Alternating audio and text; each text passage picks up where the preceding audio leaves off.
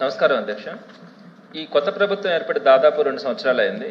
అయితే ఈ ప్రభుత్వంలో ఉద్యోగులు కొంత నష్టపోతా ఉన్నారు అధ్యక్ష.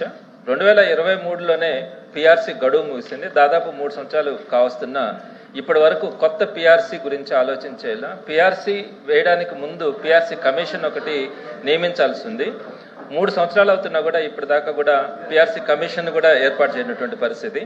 అదేవిధంగా పిఆర్సీ కనుక లేట్ అయితే మధ్యంతర ఉపశమనం అంటే ఐఆర్ ప్రకటించాల్సింది ఆనవాయితీగా కూడా ఉంది. కానీ పిఆర్సీ గడువు ముగిసి 3 సంవత్సరాలైనా ఇప్పటి వరకు ఐఆర్ కూడా ప్రకటించలేదు అధ్యక్ష. ఇలా ఇప్పటి వరకు ఎప్పుడు కూడా జరగలే. అలానే 4 డిఏలు పెండింగ్ ఉన్నాయి.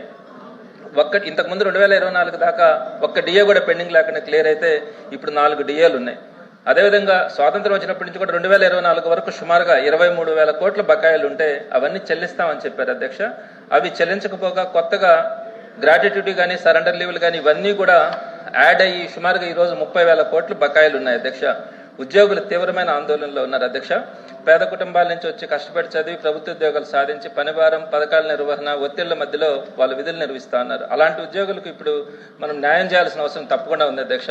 అందుకని చివరిగా నేను అనేది ఏంటంటే తక్షణమే వారికి ఒక 30-30% ఐఆర్ ప్రకటించి పిఆర్సీ కమిషన్ అని వెంటనే ఏర్పాటు చేయడంతో పాటు పెండింగ్లో ఉన్నటువంటి 4 డిఏలు అరియర్స్ విడుదల చేయాలని, అలానే 30,000 కోట్ల బకాయిల చెల్లింపుకు స్పష్టమైన షెడ్యూల్ విడుదల చేయాలని, బకాయిలు తక్షణం చెల్లించడం భారం అయితే దానికి ఆల్టర్నేటివ్గా ఏ విధంగా చెల్లిస్తారన్న దానికి వాళ్ళకు ఒక హామీ కూడా ఇవ్వాల్సిన అవసరం ఉంది అధ్యక్ష. ఈ అంశాలని మీ ద్వారా నేను ప్రభుత్వం దృష్టికి తీసుకొని వస్తాను అధ్యక్ష.